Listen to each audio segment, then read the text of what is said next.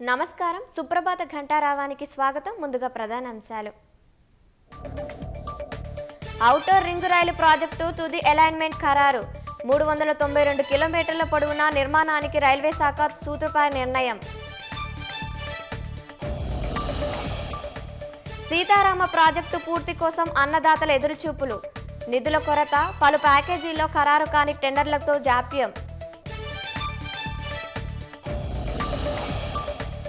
Drugs విక్రయాలపై ప్రత్యేక నిఘా ఏర్పాటు చేసిన ఈగల్ టీం. మత్తు పదార్థాల క్రయ విక్రయాలు తెలుసుకునేలా ప్రత్యేక కార్యాచరణ. నేటి నుంచి పార్లమెంటు వర్షాకాల సమావేశాలు. ఆపరేషన్ సింధూర్పై ప్రధాని సమాధానానికి విపక్షాల పట్టు.